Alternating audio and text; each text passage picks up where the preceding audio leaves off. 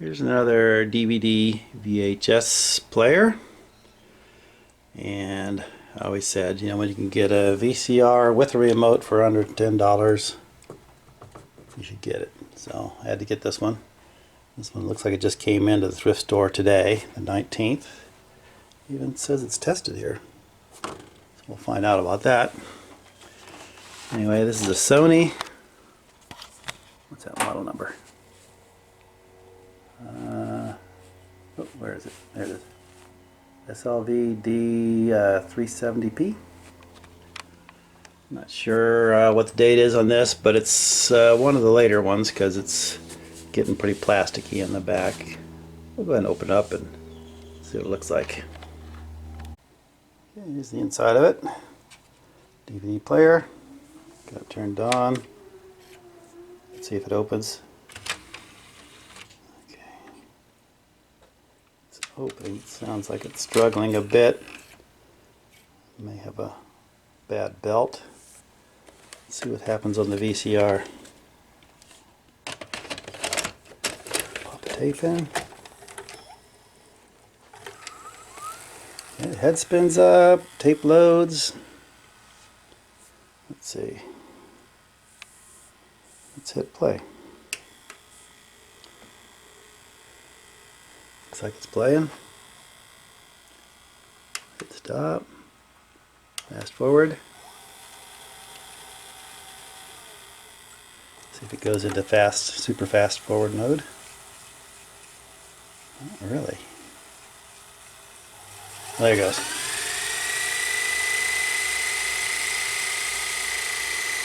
Okay, stop. Let's try reverse.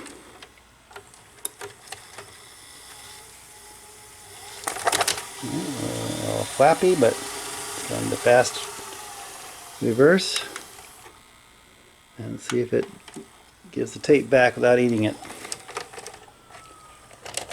Yeah. Okay, this VCR mechanism looks like a funai kind of. Seems to be working right. Yeah, so I think what I'll do is just clean up that tape path a little bit, clean the heads, and then we'll take it in and here's something. If you see this little thing right here, it's like a little tape cleaning thing. Those go bad. It's just basically a piece of foam, and from what I've been seeing from the VCR guys, they say it's best just to remove those.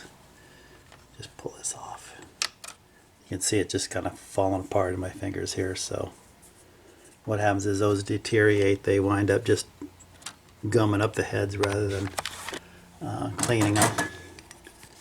So yeah, you want to get that junk out of there. Let's see, it's just coming apart. So you don't want that touching your heads, your video heads. So with that thing removed, this won't really contact it anymore. You can pull this off completely if you want, but it's really that foam that's the thing you want to get rid of. So I think before taking this in and trying it out, I'll go ahead and clean the tape path, and I'll demonstrate that on this one, and then maybe I'll clean the laser too on the DVD before trying it out. Alright, I'm going to use a little bit of alcohol here with some Q-tips to kind of clean the tape path. So, here's this little rollers that grab the tape. Just clean those real good, make sure they're okay. And then here's the erase head. Get that cleaned up. Grease looks like it's in pretty good shape, but greases these things, pull the tape around the head. So then I'll go ahead and over here is the control track head and the linear sense that I probably shouldn't plug this. This is the linear audio heads and the control track head. This also has extra heads on the video drum for hi-fi stereo. So I'll clean those two in just a minute.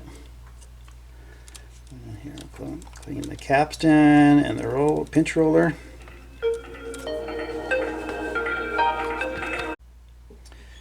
Alright, got those everything cleaned up. Now here's the little, this emits a little infrared signal right here. You can clean that up a little bit. And that shines a light out here and it gets picked up by a couple sensors here and here. And they're the things that sense the end of the tape.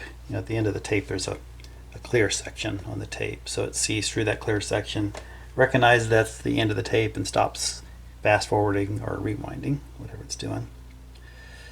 So I got most of the rollers cleaned up. Everything else seems like it's in good shape. And what I'll do is take a little piece of paper here and soak that in alcohol and then put that on the video head and then rotate this counterclockwise to clean the actual heads. I'm not getting any real dirt off that. It looks pretty clean. So very good there. I'll take a little extra. And I'm not touching the video heads here with this Q-tip. I'm just cleaning the bottom drum tape path here just to make sure there's nothing on that. And the top of the drum. Okay. Picked up a little bit of dirt there, but this looks pretty good. And I was just noticing, I don't know if you can see that date there. Maybe I'll try to zoom in on it.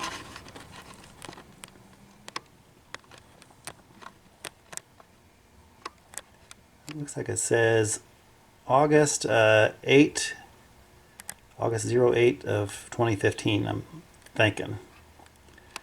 So if that's a date code, this is not that old. This is only, what, like 7 years old. So, not too bad. Alright, I think I'll just go ahead and take this in and try it out. I could clean the optical pickup on the DVD, but if it's really only that, you know, just a few years old, it's probably pretty clean. Maybe I won't bother. I'll just go see if it plays. Alright, we're hooked up to a TV. So let's select the DVD here. Yeah, it's switched over. Open her up.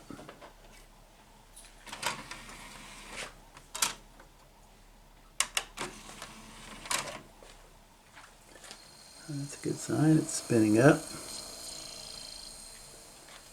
A little noisy, but it's spinning.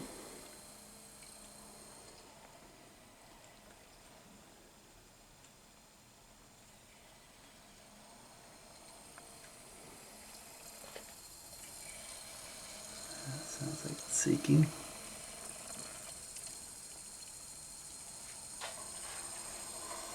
Yeah, there we go.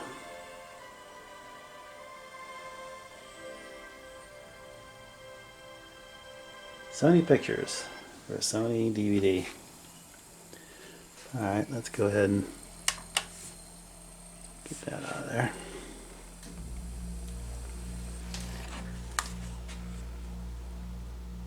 And we'll try, it's funny, they label the select, they don't say VCR, they say video.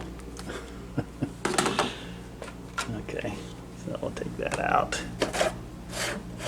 Let's see how, see if the Lion King plays. Can't play too much of that, of course. That's threading just fine. And turning.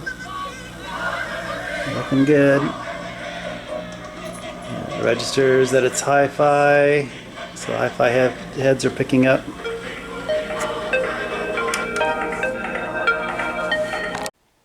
Okay, well, this looks like it's working just fine. Perfectly good VCR DVD combo with remote for $10. Just cleaned it up a little bit and I got rid of that little contaminating self-head cleaner. Cleaned up the tape bath. DVD works fine. I'll put the top back on it, and I think I'll wind up using this one right here because I've got the remote, where my old one is just a Zenith, same thing, except I don't have the remote, so I think I'll go with this one. Thanks very much for watching, and not much of a repair video, but you know, at least it's a little information on what you can pick up these for at thrift stores if you have a good one near you. Thanks again for watching, and we'll see you in the next video.